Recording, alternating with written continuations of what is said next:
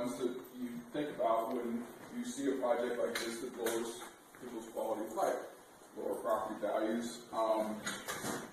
Business isolation, probably not as severe here as it is in places like Bellingham or Mount Vernon, where people are creatures of habit. And if they've got a favorite restaurant and 2 or 3 times they're stopped from getting there, or they're 5 minutes late because the train, that ceases to become their favorite restaurant. And that affects local businesses, which are the businesses that we should be most concerned about. And time is money. You know, that time when you're waiting for the train to go by, it's important. You know, whether it's a quality of life issue or actual, dollar amount, it's important. And the other thing and this whole thing has kind of been shoved under the table, is the massive amount of public investment that has to happen to make this project work. Harry Potter, the new Harry Potter movie is coming out tomorrow. What the hell is he talking about? And what's really strange about this whole discussion when I get out to places and we talk about the scoping and permitting is that everybody kind of, there's this mindset that the trains are like the Hogwarts Express and just fly into Whatcom County, avoiding everything else and not having any other impact. So that's where we should look. It's just in Whatcom County and not in Skagit County, Sonoma, Chicane, and all along the line. And the reason we need to look at this is that, your at-grade crossings here are important to you. It's going to inconvenience you, but it's not likely going to lead to an overpass here.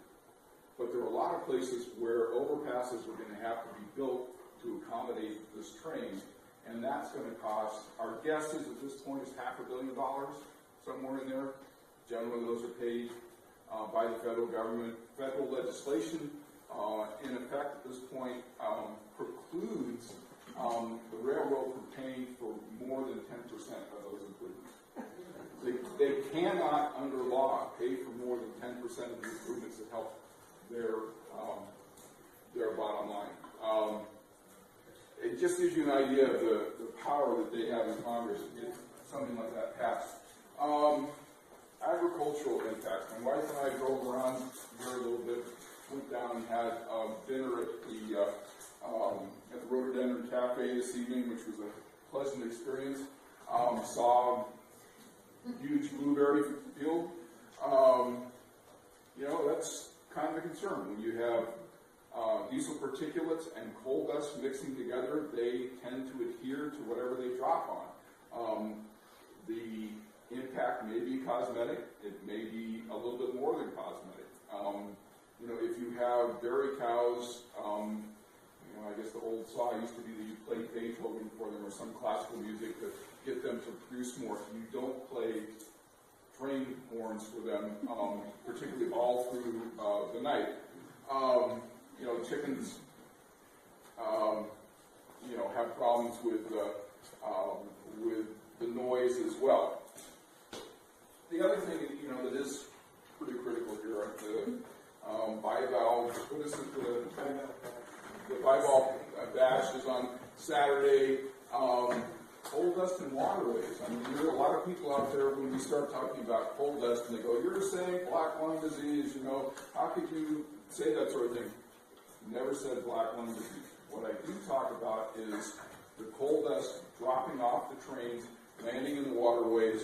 Coal is organic, and it also has metal in it, both oxidize and take oxygen out of oxygen-poor water. If you don't have oxygen in the water, it hurts the production of fish and other critters in the water. So both coal dust, diesel particulates. On a grander scale, when you look at CO2 production from the trains, from the ships out of Cherry Point, and from burning the coal in China, where you're creating 100 million metric tons of new greenhouse gases, you can argue about climate change until you're blue in the face, and I have on occasion done that. But you can't, it's really hard to divorce yourself from ocean acidification.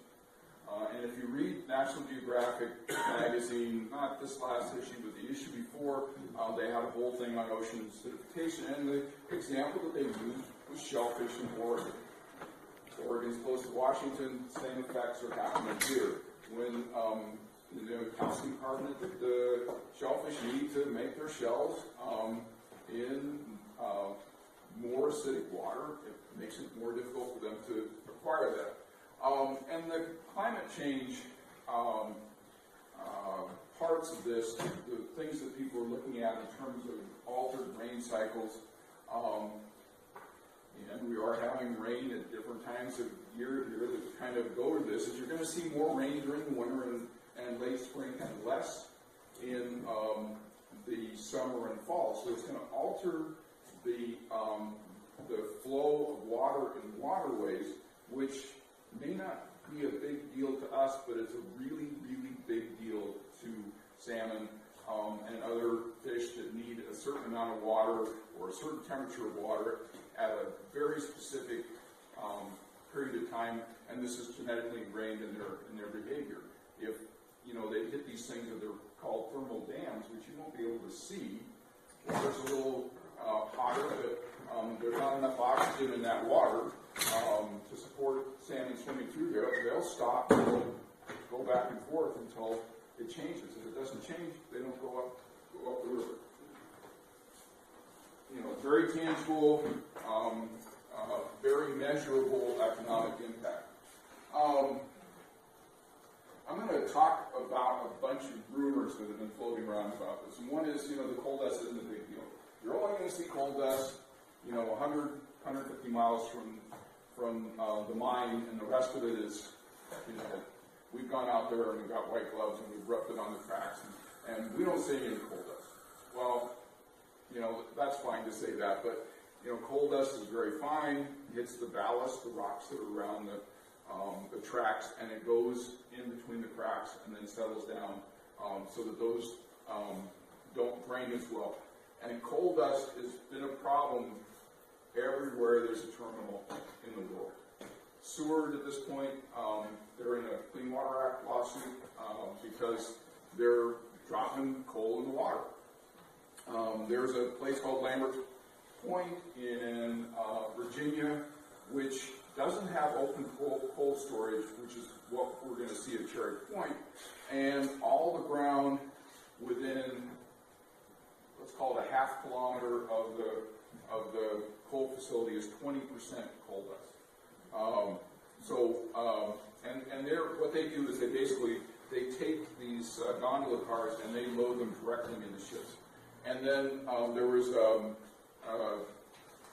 letter to the editor written recently where somebody from Surrey up in BC was saying, you guys really ought to think about this because, if you get this, you're going to see black tides, you're going to see all sorts of other things like that. Other argument that I see occasionally is, well, Powder River Basin coal is low in sulfur. It's also low in BTUs, so it's a little bit lower value coal. It's cleaner, so the Chinese should burn our coal. Well, that's right. They should if they burned it in the Powder River Basin. But the minute you stick it on a train, which isn't a big deal because you don't have much sulfur impacts there, but when you take that and you put it on a big bulk carrier, which are some of the most poorly maintained ships on the seas, they burn bunker fuel, which is basically, this is what we have left over at the refinery. It's the worst stuff we can have. Let's burn it out in the ocean. That's a good idea.